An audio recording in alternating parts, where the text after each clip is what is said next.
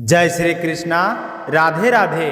आप सभी को मौनी अमावस्या की हार्दिक शुभकामनाएं। आज इस पावन अवसर पर अपने सुनते हैं तीन पनौती अमावस्या की कथा शुरू करने से पहले कमेंट बॉक्स में लक्ष्मीपति नारायण की जय हो जरूर लिखें। और अगर आपने शिला भक्ति चैनल को सब्सक्राइब नहीं किए हैं तो जरूर से करें और इस वीडियो को ज़्यादा से ज़्यादा शेयर करें। भगवान श्री हरि विष्णु आपकी सारी मनोकामनाएं पूर्ण करें। बोलिए लक्ष्मीपति नारायण की जय हो। एक गांव में एक बूढ़ी अम्मा रहती थी। उसके साथ उसकी बहू रहती थी। उस बुढ़िया का बेटा विदेश में कमाई करने के लिए गया हुआ था। सास और बहू बहुत ही अच्छी थी। उस बुढ़िया की बहू बहुत ही धार्मिक विचारों वाली, पूजा पाठ और धर्म कर्म में बहुत ही रुचि थी।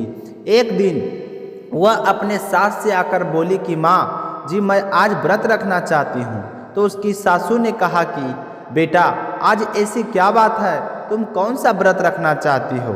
तब बहू ने कहा कि सासू माँ, मैं तीन पनौती अमावस्या का व्रत शुरू करना चाहती हूँ। तो उसकी सास बोली कि बहू, यह व्रत क्या होता है और इस व्रत को करने से क्या फल मिलता है, मुझे भी बताओ। तब बहू ने कहा कि सासू माँ, तीन पनौती अमावस्या का व्रत करने से बहुत पुण्य फल मिलता है। घर में अन्न धन बना रहता है, सुख शांति बनी रहती है, अटल सुहाग मिलता है और पुत्र की प्राप्ति होती है। इस व्रत के प्रत्येक वर्ष अलग अलग खाना खाया जाता है। भगवान विष्णु के मंदिर में चढ़ावा चढ़ाया जाता है या फिर किसी ब्राह्मण को दान दिया जाता है। इस व्रत में सबसे पहले शक्कर, घी और चावल से बना हुआ खाना खाया जाता है। जब पहले साल की 12 अमावस्या का व्रत पूरा हो जाए तो 1.25 किलो चावल, 1 कटोरी घी तथा 1 कटोरी शक्कर किसी ब्राह्मण को दान दिया जाता है। और दूसरे साल जो घी और शक्कर से बना हुआ खाना खाया जाता है, जब दूसरे साल की 12 अमावस्या पूरी हो जाए तो 1.25 किलो जो 1 कटोरी घी और 1 कटोरी शक्कर किसी मंदिर में या फिर किसी ब्राह्मण को दान देना होता है। और तीसरे साल गुड़, तिल और घी से बने हुए व्यंजन खाने चाहिए। और इसी तरह तीसरे साल का उदापुर हम एक बार संकल्प ले लेते हैं तो इसे पूरा करना जरूरी होता है। इन व्रतों को बीच नहीं छोड़ा जाता है। व्रत का सारा विधान जानकर उसकी सासू माँ ने कहा कि बेटा, मेरी तो उम्र हो गई है, लेकिन तुम इस व्रत को श्रद्धा पूर्वक करो। मैं 1 साल का व्रत पूरे होने वाले हैं। तो बहू एक दिन अमावस्या का व्रत था और सासू बहू दोनों मंदिर आ गई। उस दिन मंदिर पर भोज का आयोजन किया गया तो बहू ने किसी के कहने पर वहाँ पर रोटी खा ली और अपना व्रत भंग कर लिया। इससे अमावस्या माता नाराज हो गई, जिससे सास बहू में रोजाना आए दिन झगड़े होने लगे। जो सास बहू इतने प्यार से रहती थी, उनके बीच में रोजाना जोर जोर से लड़ाइयाँ होने लगी। यह सब देखकर गांव वाले भी हैरान हो गए कि यह सब क्या हो गया है। एक दिन सास बहू की लड़ाई बढ़ते बढ़ते इतनी बढ़ गई कि मरने मारने की नौबत आ गई।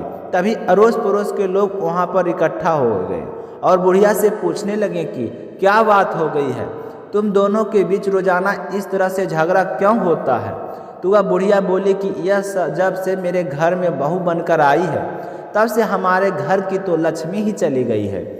यह हमारे लिए बिल्कुल शुभ नहीं है। लेकिन यह इस बात को मानने के लिए तैयार नहीं थे कि तो सास की बात सुनकर बहू बोली कि माँ जी, मेरे आने से आपके घर में की लक्ष्मी चली गई है, तो आप ही बताओ कि हम आपकी लक्ष्मी कहाँ गई है और मुझे कहाँ मिलेगी? मैं आपकी लक्ष्मी को जरूर लेकर आऊँगी। तो सास ने कहा कि लक्ष्मी जी तुमको समुद्र के बीच में भगवान विष्णु के पैर दबाते हुए मिलेंगे। तो बहू बोली कि जब तक मैं आपकी लक्ष्मी को लेकर नहीं आऊँगी तब तक मैं इस घर में पैर भी नहीं रखूँगी। इतना कहकर बहू लक्ष्मी की खोज में घर से छोड़कर निकल जाती है और जाने अनजाने रास्तों पर चलती ही जाती है। तो रास्ते में उसे एक गाय मिलती है। वह बहू से पूछती है कि आप कहाँ जा रही हो? तो बहू कहती है कि हे गौ माता, मेरी सासू माँ मुझे कहती है कि मेरे आने से उनके घर में अन्न धन की कमी हो गई है और उनके घर की लक्ष्मी चली गई है। तो मैं लक्ष्मी को लेने जा रही हूँ। तो गौ माता कहती है कि बेटी अगर तुम जा रही हो तो अगर तुम्हें लक्ष्मी माता और भगवान मिले तो मेरे के बारे में भी कुछ पूछ लेना। तो बहू बोलती है कि ठीक है गौ माता, बताओ मैं आपके बारे में क्या पूछूंगा। तो गौ माता कहती है कि मेरा जब भी बछड़ा होता है तो वह मर जाता है, जिंदा नहीं रहता है। तुम भगवान से पूछना कि मेरे साथ ऐसा क्यों हो रहा है, मैंने ऐसा कौन से कर्म किए हैं जिसकी सज़ा मुझे इस तरह से मिल रही है। तो गौ माता का सारा दुख जानकर बहू कहती है कि गौ माता मैं आपके बारे में ज़रूर पूछूंगी। इतना कहकर बहू आगे बढ़ जाती है। चलते चलते फिर उसे आगे एक घोड़ी मिलती है जिसके गले में एक घंटी बंधी हुई होती है, जिसके कारण वह बहुत ही दुखी रहती है।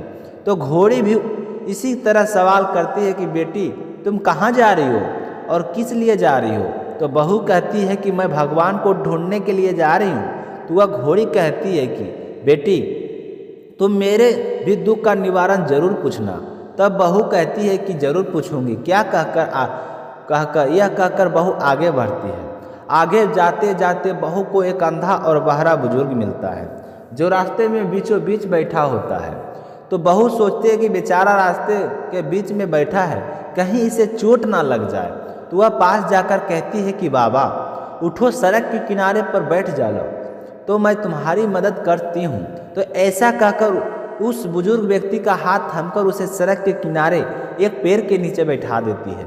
तो वह बूढ़ा आदमी उसको धन्यवाद देता हुआ कहता है कि बेटी तुम कौन हो और कहाँ से आई हो। तो वह कहती है कि मैं बाबा भगवान विष्णु और माता लक्ष्मी को ढूंढने के लिए जा रही हूँ। मेरी सास कहती है कि मैं अभागन हूँ, मेरे आने से उनके घर में का अन्न धन नष्ट हो गया है, इसलिए मैं लक्ष्मी की तलाश में जा रही हूँ। तो वह बूढ़ा बाबा कहता है कि बेटी एक काम करना, अगर तुम्हें भगवान मिले तो मेरे बारे में भी पूछना कि मैंने ऐसे कौन से कर्म किए थे जिसके कारण मैं अंधा हो गया हूँ। तो वह कहती है कि ठीक है बाबा, मैं आपका सवाल भी पूछ लूँगी। जैसे वह बूढ़े बाबा से बातचीत करके आगे बढ़ती है तो रास्ते में उसे एक बूढ़ी औरत मिलती है जो हाथ और पैर से अपाहिज होती है। वह भी बहू से अपनी समस्या भगवान से पूछने के लिए कहती है। तो बहू उसकी समस्या को भी पूछने के लिए तैयार हो जाती है और आगे चली जाती है।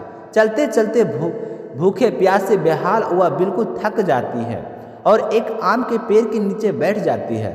तब आम का पेड़ उसे इतना थका हुआ हैरान परेशान देखकर पूछता है कि बेटी तुम कहाँ से आई हो और कहाँ जा रही हो। तब वह बहू बताती है कि मैं लक्ष्मी को लेने जा रही हूँ। तब वह पेड़ कहता है कि मेरी समस्या भी लक्ष्मी माता से पूछ लेना कि मेरे पेड़ का आम खट्टे क्यों लगते हैं। तो बहू ने कहा कि आगे चलते चलते बहू एक तलाई मिलती है। तो वह भी बहू से कहती है कि बेटा तुम भगवान से पूछना कि मेरी तलाई का पानी इतना मैला क्यों है, मेरी तलाई का पानी कोई भी मनुष्य नहीं पीता। तो बहू कहती है कि जरूर पूछूंगी। इतना कहकर वह आगे बढ़ जाती है। इस तरह बहुत दिनों तक जंगल में चलते चलते वह बहुत थक जाती है। उसे भूख भी लगी होती है, लेकिन खाने के लिए उसे कुछ भी नहीं मिलता है। तो वह भूख और प्यास के कारण बेहोश हो जाती है। उसी समय भगवान विष्णु और माता लक्ष्मी वहाँ पर विचरण करते हुए आते हैं। तब माता लक्ष्मी जी विष्णु जी से कहती है कि हे नाथ, यह आपकी बहुत ही बड़ी भक्तन है, आप इसके दुखों का निवारण करो। तब विष्णु भगवान कहते हैं कि इस संसार में बहुत सारे जीव ऐसे हैं जो बहुत ही दुखी हैं। सारे लोग अपने अपने कर्मों का फल भोग रहे हैं, तो मैं किस किस के दुख का निवारण करूं। तो लक्ष्मी माता विनती करने लगती है कि यह बहुत ही भूखी प्यासी है और आपकी सच्ची भक्त भी है। अगर आपने इसे ऐसे ही जंगल में छोड़ दिया तो जंगली जानवर इसे अपना शिकार बना लेंगे। माता लक्ष्मी जी की बात सुनकर भगवान विष्णु एक साधु का भेष धारण करके बहू के पास आते हैं और अपने कमंडल से पानी का छींटा देकर उसे होश में लाते हैं। बहू के होश में आते ही साधु के भेष में भगवान उससे पूछते हैं कि बेटा तुम कहाँ से आई हो और कहाँ जा रही हो। तो बहू पूरी बात बताती है कि उसकी बात सुनकर भगवान विष्णु और माता लक्ष्मी जी अपने असली रूप में प्रकट हो जाते हैं। उनके साथ में अमावस्या माता भी वहाँ पर आ जाती है। तो वह उनके चरणों में गिरकर रोने लगती है और कहती है कि मुझसे ऐसी कौन सी गलती हो गई जिसके कारण मैं इस जंगल में भटकती फिर रही हूँ। तो माक्सिस माता बहू को कहती है कि बेटी, तूने मेरे व्रत को खंडित किया और इसी से की तुझे मिली है, लेकिन तुम्हारी सच्ची श्रद्धा देखकर मैं तुम्हें माफ करती हूँ। अब तुम घर जाओ, तुम्हारा घर अन्न धन से संपन्न होगा और तुम्हारी जो झोपड़ी है वह सुंदर महल में बदल जाएगी। तुम्हारी सारी मनोकामनाएं पूर्ण होगी। तुम फिर से 3 पनौती अमावस्या का व्रत श्रद्धापूर्वक विधि विधान से करके उसका उपनयन कर देना। इस तरह का आशीर्वाद पाकर बहू बहुत ही खुश हुई और भगवान फिर विष्णु और लक्ष्मी जी से रास्ते में जो मिले थे उनके दुखों का कारण पूछने लगी। तो गाय के बारे में पूछा तो भगवान विष्णु ने बताया कि उस गाय ने कभी भी अपने मालिक को दूध नहीं दिया। उसका मालिक बहुत ही गरीब था। वह उसके दूध से अपना गुजारा बसर करता था, लेकिन उसके इस तरह परेशान करने से उसने उस गाय को छोड़ दिया और उसी की बददुआ उस गाय को लग गई, जिसके कारण उसके बछड़े जिंदा नहीं रहते।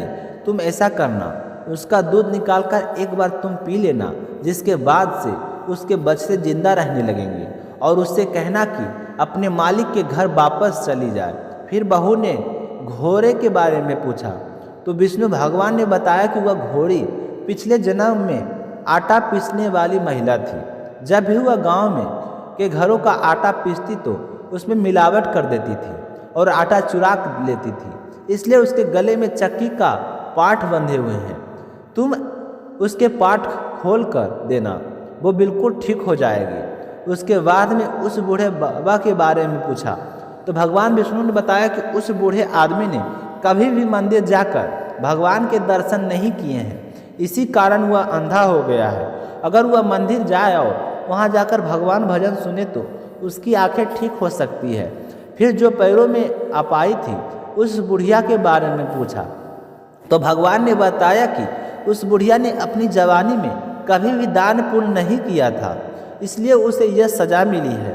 तुम उसे दान करवा देना और कहना कि अमावस्या के व्रत रखे, जिसके फलस्वरूप वह बिल्कुल ठीक हो जाए। उसके बाद में उस आम के बारे में पूछा तो भगवान ने बताया कि वह आम का पेड़ पिछले जन्म में एक माली था और उसमें एक अनाथ बच्चे ने उससे आम मांगा था, तो उसने आम नहीं दिया क्योंकि वह बहुत ही कठोर और निर्दयी था। उसी की सजा उसे मिल रही है।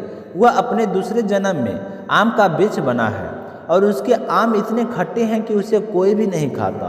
तुम ऐसा करना कि उस पेड़ का एक आम तोड़कर खा लेना, उसके बाद में उसके आम अपने आप मीठे हो जाएंगे।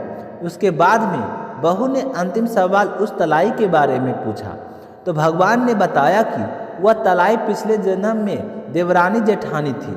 वे दोनों हमेशा लड़ती झगड़ती थी, जिससे उसके परिवार वाले बहुत ही दुखी थे। उन दोनों ने हमेशा साथ रहने वाले दोनों भाइयों को अपने माँ बाप से अलग कर दिया और अपने घर का इतना सुंदर स्वर्ग जैसा घर था उसका माहौल बिल्कुल ही खराब कर दिया। उसी की सजा उसे मिल रही है। इसी के कारण उसका पानी मेला है और कोई भी व्यक्ति उस तराई का पानी नहीं पीता। तुम ऐसा करना, उस तराई का पानी एक घूंट पी लेना, उसी समय वह तलाई शुद्ध हो जाएगी। तो इस तरह उन सबको दुख का निवारण जानकर बहू ने भगवान विष्णु, माता लक्ष्मी जी और अमावस्या माता को प्रणाम किया और अपने घर लिए चले पड़ी। और रास्ते में जो उसे मिला उन सभी को भगवान के द्वारा बताए गए उपाय बताए और उन सब से आशीर्वाद लेते हुए अपने घर पहुंच गई। जैसे वो अपने घर पहुंची तो वहाँ पर जाकर देखती है कि झोपड़ी की जगह बहुत ही सुंदर महल खड़ा था। पूरे घर में अन्न धन भरा हुआ था। उसकी सास बड़ी ही बेसब्री से अपनी बहू का इंतजार कर रही थी। जैसे ही अपनी बहू ने अपनी सास को देखा तो खुशी के मारे उनसे लिपट गई और कहने लगी कि सासू माँ, आपने सच ही कहा था कि आपके लिए शुभ नहीं हूँ। मेरे आने से आपके घर की लक्ष्मी चली गई और मेरे जाने से आपके घर की लक्ष्मी आ गई। अब मैंने आपके घर की लक्ष्मी ला दी है, अब मैं फिर से जा रही हूँ। तब सासू माँ कहती है कि बेटा, तुम यह क्या कर रही हो? तुम्हारी ही 3 पनौती अमावस्या का फल ही हमें मिला है। तुम यहीं पर रहोगी, मेरे साथ रहोगी, कहीं भी नहीं जाओगी। तो दोनों सास बहू खुशी खुशी रहने लगी और फिर से 3 पनौती अमावस्या का व्रत शुरू करके बहू बड़े ही श्रद्धा भाव से व्रत रखने लगी। तो अमावस्या माता का आशीर्वाद से उसका पति एक दिन विदेश से लौट आया और घर में इतना सारा अन्न धन देखकर उसने अपनी माँ से पूछा कि माँ, आपने ऐसा क्या किया जो तुम्हारे घर पास इतना धन हो गया? मैंने तो सालों तक विदेश की कमाई करने के बाद भी इतना धन नहीं कमा पाया। तो उसकी माँ बोली कि बेटा, यह तो तुम्हारी बहू के अमावस्या व्रत का फल मिला है। हमें तो वह यह जानकर बहुत ही खुश हुआ। 1 साल बाद उनके घर में सुंदर पुत्र ने जन्म लिया। इस तरह उस घर के सारे लोग सुखी और संपन्न हो गए। बोलिए अमावस्या माता की जय हो, बोलिए विष्णु भगवान की जय हो, बोलिए लक्ष्मी माता की जय हो। कथा समाप्त होते ही कमेंट बॉक्स में विष्णु भगवान की जय हो जरूर लिखें। आप सभी के उज्जवल भविष्य की कामना करते हुए कथा को लास्ट करते हैं। तो आप सभी को सुनकर कथा कैसा लगा कमेंट करके ज़रूर बताइएगा। साथ ही साथ अभी तक आपने शिला भक्ति चैनल को सब्सक्राइब नहीं किए हैं तो चैनल को सब्सक्राइब ज़रूर करें, ताकि आप सभी की सपोर्ट से शिला भक्ति परिवार आगे बढ़ सके। तो मिलते हैं अगली व्रत कथा, तब तक अपना ख्याल रखिएगा। जय श्री कृष्ण, राधे राधे।